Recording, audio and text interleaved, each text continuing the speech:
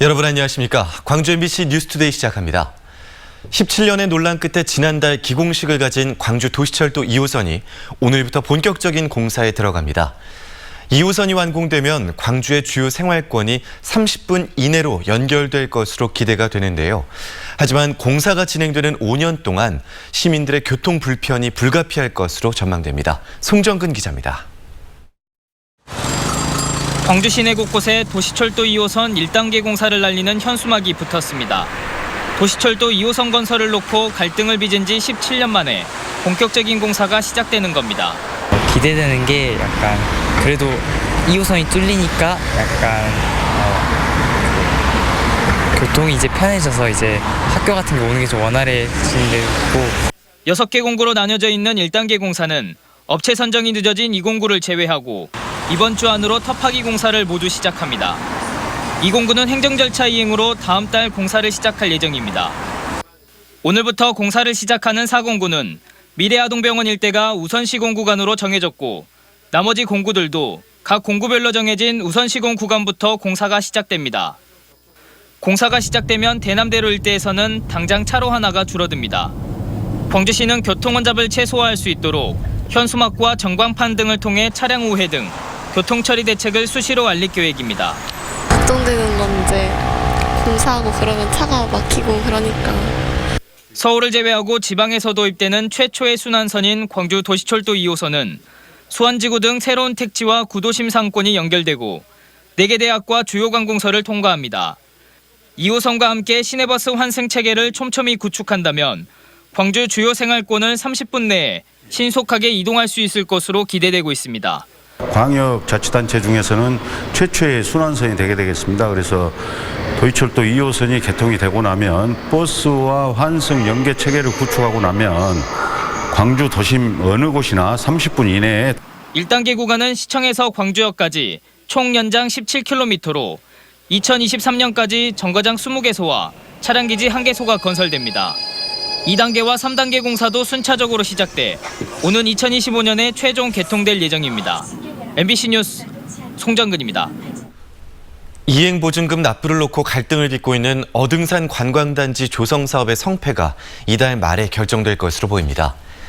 광주시는 우선협상 대상자인 서진건설이 이행보증금 납부 여부에 대한 답변을 미루며 협상 연장을 요구하자 이달 말까지 답을 달라고 통보했습니다.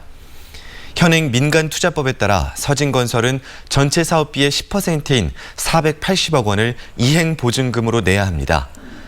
이에 대해 서진건설은 수수료 부담 등을 이유로 분할 상환하겠다라는 의사를 밝혔지만 광주시는 안 된다라는 입장을 분명히 했습니다. 전력 생산과 소비를 실시간으로 파악해 효율적으로 활용하는 지능형 전력망, 일명 스마트 그리드가 광주에서 구현됩니다. 산업통상자원부는 스마트 그리드 서비스를 구현한 체험단지를 광주의 8,000가구 규모로 조성하고 이달부터 2023년까지 4년 동안 운영할 계획이라고 밝혔습니다. 스마트 그리드 전력망을 통해 생산자는 생산을 효율적으로 조절할 수 있고 소비자는 요금이 비싼 시간대를 피해서 전기를 쓸 수 있게 됩니다. 요즘 날이 너무 좋아서 더도 말고 덜도 말고 딱 지금 같은 날씨가 계속됐으면 좋겠다 싶으시죠? 오늘도 맑고 파란 가을 하늘이 드러나 있는 가운데 내내 화창한 날씨가 예상됩니다. 광주 전남 지역은 공기도 깨끗해서 미세먼지 걱정도 없겠는데요. 다만 오전 중에는 짙은 안개에 주의하셔야겠습니다. 현재 곡성의 가시거리 140m 안팎까지 좁혀져 있고요. 광주공항에서는 오전 중에 저시정 특보가 이어지겠습니다. 천천히 안전운전하시고 항공기 운항 정보에 차질이 없는지 확인 잘 하셔야겠습니다. 오늘도 일교차는 크게 벌어지겠습니다. 광주의 아침 기온 12도 안팎으로 시작해서 한낮 기온 24도로 어제와 비슷하겠습니다. 날씨 정보였습니다. 김 주산지인 전남 서남해에서 햇김 생산이 시작됐습니다. 연이어 몰아닥쳤던 태풍의 여파로 햇김 생산량이 크게 줄면서 올해 김 가격에 영향을 끼칠 전망입니다. 박영훈 기자가 현장 취재했습니다. 해마다 전국에서 가장 먼저 김이 나오는 전남 진도. 이른 아침 김을 실은 어선들이 항구로 들어옵니다. 생김새가 곱창처럼 길고 구불구불해서 곱창김으로 불리는 햇김입니다. 한 척에 보통 120kg짜리 기준 하루 30포대 안팎을 채취하고 있습니다. 지난해 이맘때 절반 수준으로 생산량이 뚝 떨어졌습니다. 그 성장 속도도 느리고 양도 매우 많이 줄어서 지금 현재 어민들이 바다에 나가고 싶은 심정이 아닙니다. 그런 정도로 상태가 안 좋은 상태예요. 3번 연이은 태풍으로 햇김이 직접 타격을 입었고 채취 시기가 한 달 늦은 일반 김도 씨를 붙이는 시기에 피해를 입어 걱정입니다. 초기 생산량이 크게 줄면서 물김 1kg에 1,000원대 회복이 예상되는 등 당분간 김 가격이 강세를 보일 전망입니다. 피해가 좀 컸습니다.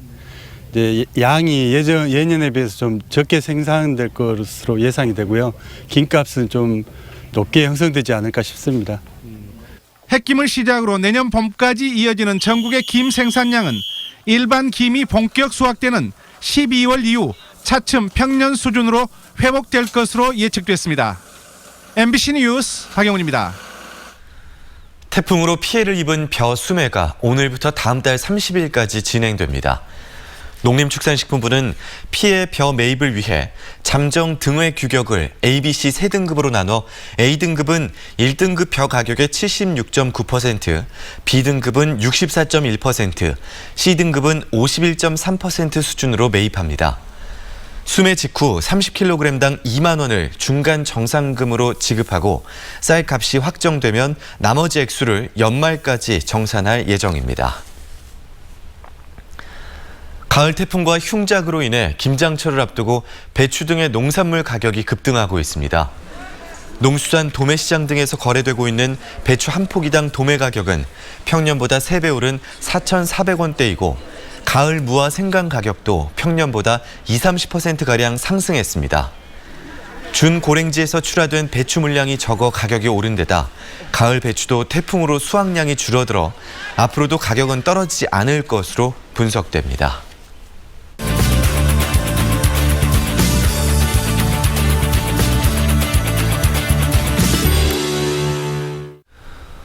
총선이 6개월가량 앞으로 다가오면서 여야의 힘겨루기도 본격화되고 있습니다. 조국 전 법무부 장관의 사퇴 이후 고위공직자 범죄수사처 설치 등 이슈에 대해 치열한 수싸움을 이어가고 있는데요. 오승용 킹핀 정책 리서치 대표와 좀 더 자세히 이야기 나눠보겠습니다. 안녕하십니까? 네, 안녕하십니까? 네, 조 전 장관 사퇴 이후에 사법개혁의 일환으로 이 공수처 설치가 떠올랐습니다. 당마다 의견이 다양한데요. 먼저 현재 논의되는 공수처 안의 핵심이 어떤 건가요? 네, 우선 법사위에 상정된 패스트트랙으로 상정된 2개의 안이 있는데요. 민주당 백혜련 의원이 대표 발의한 안을 보면은 명칭은 고위공직자 범죄수사처이고요. 현직 및 퇴직 2년 이내의 고위공직자를 수사 대상으로 합니다. 그리고 고위공직자 본인과 가족의 특정 고위공직자가 수사에 포함되고요. 판검사 경무관급 이상 경찰에 대한 제한적인 기소권이 부여가 됩니다. 인사청문회 이후에 공수처장이 대통령이 지명할 수 있습니다. 반면에 바른미래당 권은희 의원안은 명칭이 고위공직자 부패 수사처이고요. 현직 고위공직자만을 대상으로 합니다. 그리고 고위공직자 본인 또는 가족의 부패 범죄에 대해서만 수사를 하고요. 판검사 및 경부관급 이상 경찰에 대해서 기소심의위원회를 통해서 제한적인 기소권을 부여하고 있고 공수처장은 국회의 동의가 필수적입니다. 그렇군요. 그런데 이렇게 세부 내용의 차이가 있을 뿐만 아니라 자유한국당 의 경우에는 아예 지금 공수처 설치에 반대하고 있는 상황이거든요. 합의에 이를 수 있을까요? 합의가 쉽지는 않을 것 같은데요. 우선 민주당 안은 쉽게 이야기하면 착한 특수부를 만들어서 고위공직자와 그 가족들의 범죄를 수사하자는 거고요. 자유한국당의 입장은 아무리 착한 특수부라 하더라도 그것은 새로 생기는 것은 바람직하지 않다라는 근본적인 이해 차이를 보이고 있습니다. 민주당은 이달 23일까지 합의를 도출하겠다는 입장인 반면에 자유한국당은 모든 합의 시도에 대해서 정권의 어떤 사찰기구를 만드는 것이다라고 극렬히 반대하면서 협의 도출에 반대하고 있습니다. 우선 원내 대표와 의원 한 명씩 2+2+2 회의를 통해서 합의를 도출하려는 시도가 이루어지고 있기 때문에 결과를 지켜봐야 될 것 같습니다. 네. 패스트 트랙을 추진했을 때 공수처 설치보다 선거법 개정안을 먼저 추진하자라는 합의가 있었던 걸로 기억을 합니다. 근데 정당 간의 입장 차이가 생기면 그 공조 체계가 좀 무너질 가능성도 있지 않겠습니까? 네, 합의 시도는 두 가지 배경 때문인데요. 첫 번째로는 워낙 여야 간의 입장차가 커서 찬반을 본회의에서 찬반을 예상하기가 쉽지 않기 때문이고요. 두 번째로는 선거법의 경우 국회의원 밥그릇 싸움이라는 인식이 강한 반면에 공수처법은 검찰 개혁 때 개혁 반대 세력이랑 분명한 대립 구도를 그을 수 있기 때문에 민주당 입장에서는 가결 가능성을 높이고 어떤 자한당과의 대결 구도를 위해서 공수처법 우선 처리를 주장하고 있는 것 같습니다. 그렇군요. 선거법 개정안이 어떻게 될지도 내년 총선에서 주요 변수인데요. 어떻게 현재의 그 준연동형 비례대표제처럼 추진이 돼서 본회의를 통과할지, 이후에 처리 전망이 어떻게 될지 보고 계십니까? 가장 중요한 것은 앞서 말씀드렸듯이 이제 이 공수처 처리 법안과 연동이 됐을 경우 이것을 먼저 처리하게 됐을 경우 결국 민주당은 야 3당과의 기존 합의를 지키기 위해서 추가적인 합의가 필요할 수도 있는 상황이 올 수 있다는 거죠. 네. 특히 야 3당 중에서도 민평당을 비롯해서 민주당 호남계 의원들이 반발하고 있는 측면들은 선거구가 통합되면서 많이 줄어든다는 거죠. 그래서 이 협의 과정에서 의원 정수 확대하고 같은 또 다른 어떤 협상의 가능성도 남아있기 때문에 이런 부분들이 이루어진다면 훨씬 더 쉽게 선거법은 처리될 수 있을 것 같습니다. 네, 바른미래당 같은 경우에는 자유한국당과의 통합도 이야기가 나오고 있고요. 신당 창당에 대한 이야기도 나오고 있습니다. 앞으로의 전망, 변수가 될 것들 정리해 주실까요? 바른미래당과 자유한국당의 통합은 있을 수 없고 일어날 가능성은 없다고 보고요. 다만 유승민 의원이 탈당해서 한국당과 통합하는 경우인데 진퇴양난인 것 같습니다. 탈당할 수도 없고 그렇다고 남아있을 수도 없는 상황인데요. 그러나 결별은 머지 않은 것 같습니다. 양자 간에. 그렇지만 유승민 의원이 집단적으로 자유한국당에 복귀하는 것보다는 한두 명의 의원들이 자유한국당에 개별적으로 복당하는 그런 수순으로 갈 가능성이 높아 보입니다. 네, 알겠습니다. 오늘 오승용 킹핀 정책 리서치 대표와 이야기 나눠봤습니다. 고맙습니다. 네, 감사합니다.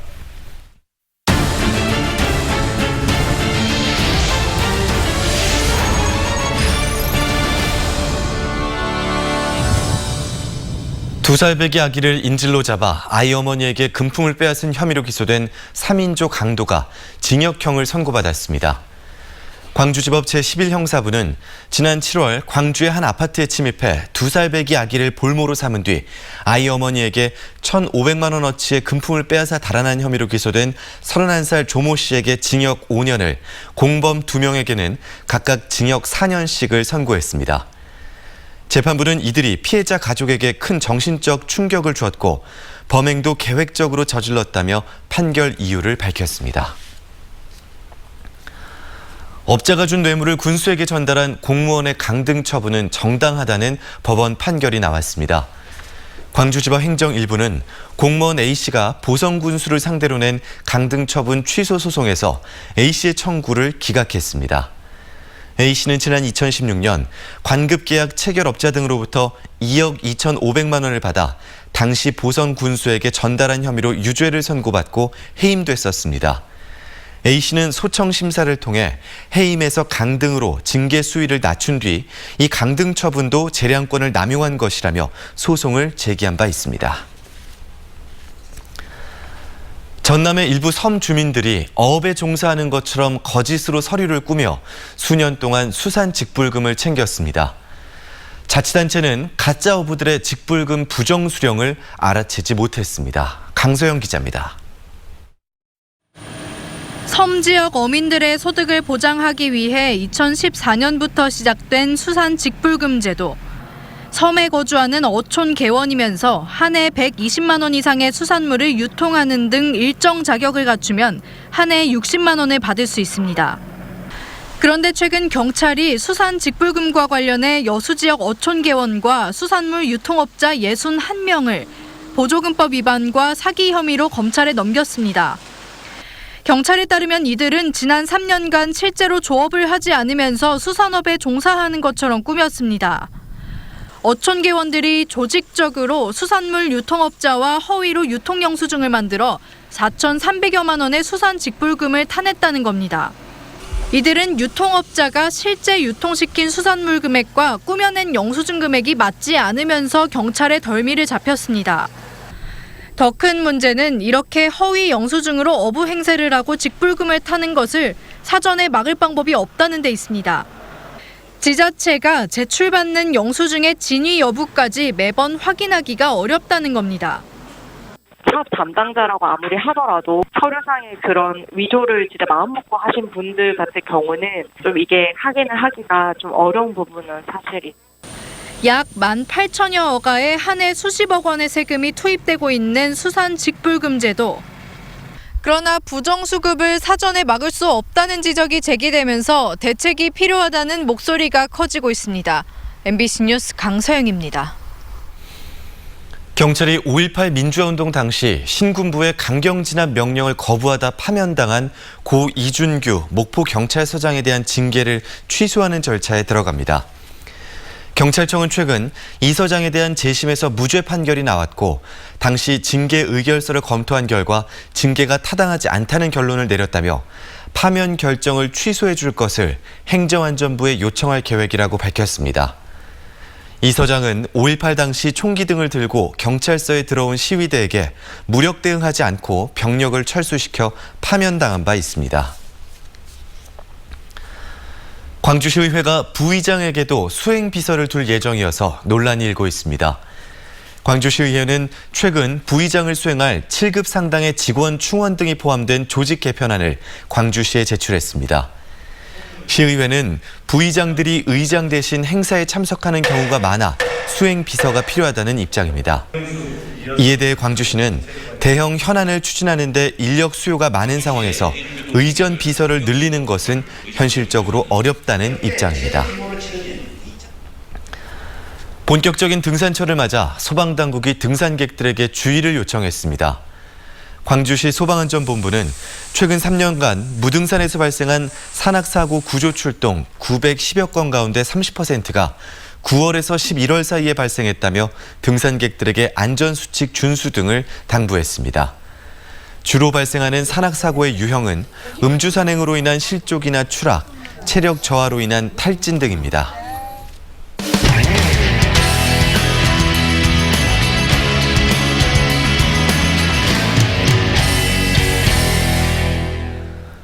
우리나라에 태풍이 올라올 때 가장 먼저 이 태풍을 맞닥뜨리는 곳, 바로 제주도입니다. 그런데 제주 지역 학교 건물 상당수가 화재와 강풍 등 재난에 취약한 것으로 드러났습니다. 제주 MBC 김항섭 기자의 보도입니다. 제주 시내의 한 초등학교. 건물 외벽 곳곳이 울퉁불퉁하게 튀어나와 있습니다. 겉은 콘크리트지만 안에는 스티로폼을 넣은 마감재인 드라이비트입니다. 이처럼 드라이비트로 된 외벽은 불이 나면 내장재인 스티로폼부터 타들어가기 때문에 쉽게 무너질 수 있습니다. 화재에 취약한 재질이지만 많은 학교에서 이 자재를 사용하고 있습니다. 제주 지역 초중고등학교와 특수학교 190여 곳 가운데 3분의 1이 넘는 69개 학교의 교실과 강당, 급식소 등의 외벽이 드라이비트로 시공됐습니다. 단열 성능이 가장 좋아서 드라이비트로 사용한 걸로 보시면 될 것 같아요. 지금부터 공사하고 있는 것들은 웬만해서 드라이비트 사용 안 하는 지향하고 있는 상황이고요. 화재뿐만 아니라 강풍과 비 날씨 등에도 취약한 샌드위치 패널을 사용한 학교 건물도 많았습니다. 최근 태풍 미탁으로 샌드위치 패널 지붕이 날아간 구좌중앙초등학교를 비롯해 학교 건물 87동에 샌드위치 패널이 쓰인 것으로 확인됐습니다. 화재 피해를 막기 위한 스프링클러 설치도 문제였습니다.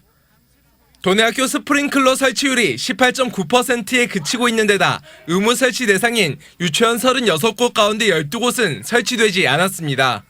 화재에 좀 예방할 수 있는 그런 대책을 만들지 않으면 일단 학생들이 수업 받다가 아니면 기숙사 같은 데서 화재 발생했을 때는 큰 그 사고로 발생할 수 있기 때문에 화재와 자연재해 등으로 인한 각종 사고로부터 학생들을 안전하게 지키기 위한 시설 개선이 시급해 보입니다. MBC 뉴스 김항섭입니다. 요즘 동전 잘 가지고 다니지 않으시죠? 한국은행이 2년 전부터 동전 없는 사회를 만들겠다며 인센티브까지 도입을 했는데요. 아직 보완해야 할 점들이 많은 것으로 드러났습니다. 대구 MBC 한태현 기자입니다. 대구의 한 대형마트입니다. 계산대에서 대부분 신용카드로 결제합니다. 차에 그냥 몇 개씩 넣어 다니고 집에는 동전 대리 저금통에 다 넣어놓고 있죠. 요즘 동전 쓰실 일 있나요? 거의 없죠. 카드로 대부분 사용하고. 이 매장에서 고객 100명 가운데 99명은 신용카드로 물건을 사지만 현금을 사용하는 경우도 없지 않습니다. 카드를 쓰면 너무 지출이 많아지니까 현금을 조금 써서 좀 지출이 얼마나 되는지 좀 그것도 좀 조절해가면서 쓰려고 해요. 한국은행이 2년 전부터 동전 없는 사회를 만들기 위해 대형마트와 편의점에서 거스름 동전을 포인트로 적립해주는 사업을 추진했습니다. 실제로 이 대형마트에서 고객에게 돌려주는 적립금은 한 달 평균 20만 원 남짓으로 900여 명이 거스름돈을 포인트로 돌려받습니다. 백화점과 마트에서는 고객분들께서 현금 결제 시 회사 자체 포인트를 적립해주는 서비스를 진행하고 있습니다. 고객분들께서는 거스름돈 대신 자체 포인트 적립을 통해 보다 편리하게 이용할 거라고 생각이 듭니다. 전국적으로 3만 6천 개 매장에서 포인트로 적립된 금액은 하루 평균 480만 원. 실적이 기대에 미치지 못하자 한국은행은 올해 안에 제도를 보완하기로 했습니다. 고객분들은 계좌 입금되는 방식을 더 선호를 하셔서 저희가 올 지금 이제 4분기 안에 계좌 입금 방식으로 서비스를 추가로 제공할 예정을 가지고 있습니다. 한 해 동전을 만드는 데 쓰는 돈은 500억 원. 완벽한 동전 없는 사회를 만들기 전에 신용카드를 쓸 수 없는 금융 취약계층을 위한 제도적 보완 마련이 필요합니다. MBC 뉴스 한태현입니다.